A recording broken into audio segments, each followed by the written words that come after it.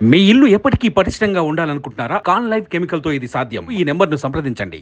100 రోజుల లోపల 6 గ్యారెంటీలను అమలు చేస్తామని చెప్పి వాళ్ళ కాంగ్రెస్ పార్టీ ఎన్నికల సందర్భంగా ప్రచారం చేసింది.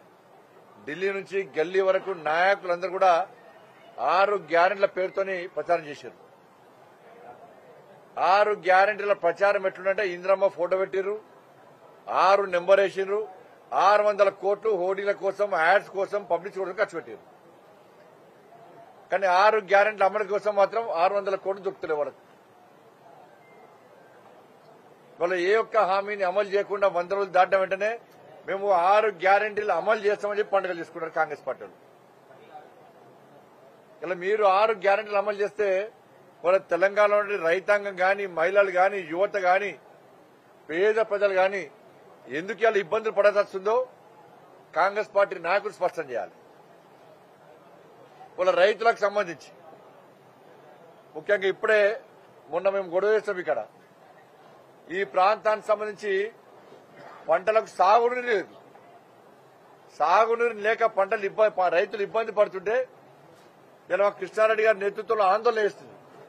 మేము అధికారులను డిమాండ్ చేస్తే, ప్రభుత్వం డిమాండ్ చేసే వెంటనే నీరు వదిలిపెట్టారు, మళ్ళా ఆపేరు, మళ్ళా గొడవ వేస్తే మళ్ళా నీళ్ళు వదిలిపెట్టారు, మళ్ళా ఇవాళకి లాస్ట్ అట మళ్ళా నీటి సరఫరా, నీటి విడుదల ఆపేస్తున్నారు.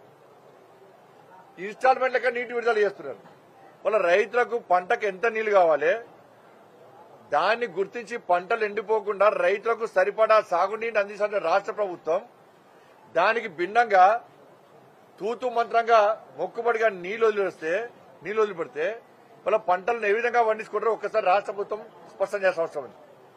ఇప్పటికీ నీళ్లు విడుదల చేస్తారా చేయరా అని చెప్పి రైతులు ఆందోళన చెందే పరిస్థితి ఇలా కరీంనగర్ పార్లమెంట్ నియోజకవర్గంలో ఉంది. ఇది ఒక సమస్య. మొన్న అకాల వర్షాల వల్ల నష్టపోయిన రైతులు ఈ కరీంనగర్ పార్లమెంట్ నియోజకవర్గంలో, సిరిసిల్లలో స్వయంగా నేనే పోయినా, క్షేత్రస్థాయిలో నేనే పంటలను పరిశీలించిన. రైతులు ఇబ్బంది పడుతున్నారు, ఏడుస్తున్నారు. ఇలా వ్యవసాయం చేసి గుండెపోటు వచ్చే పరిస్థితి సార్. మా ఆరోగ్యాలన్నీ ఖరాబ్ అయినాయి, మా బతుకులు నాశనమైనాయి. ఏదో లాభం కోసం మేము కోట్లు సంపాదించుకోవడం కోసం, లాభం కోసం వ్యవసాయం చేస్తలేం. మా కుటుంబ పోషణ కోసం వ్యవసాయం చేస్తున్నాం. గతంలో చేసిన అప్పులను తీసుకోవడానికి వ్యవసాయం చేస్తున్నాం తప్ప ఏదో లాభాల కోసం చేసే పరిస్థితి లేదు. అయినప్పుడు కూడా అకాల వర్షాలు నష్టపోతే కనీసం మనం పట్టించుకున్న పాపన వల్లే ఏ మంత్రి రాలే మా దగ్గరికి అని చెప్పి ఇవాళ రైతులు చెప్పిన తర్వాత ఆ రోజు భారతీయ జనతా పార్టీ తరఫున డిమాండ్ చేస్తున్నాను. రైతులు లాభాల కోసం చూస్తలేరు. వాళ్ళ పెట్టుబడే 20-25 వేల రూపాయలు. కాబట్టి ఎకరానికి 20-25 వేల రూపాయలు రాష్ట్ర ప్రభుత్వం నష్టపరిహారం ఇవ్వాలని చెప్పి మేము డిమాండ్ చేస్తే ఇస్తామని చెప్పి ఉత్తర్వులు జారీ చేసిన తప్ప ఒక్క పైసా ఇవ్వలే. ఒక్క పైసా రైతులకు వెళ్ళి ఇప్పటి కూడా. సుమన్ టీవీలో మీ పర్సనల్ అండ్ బిజినెస్ ప్రమోషన్స్ కోసం కింది నెంబర్ కి కాంటాక్ట్ చేయండి.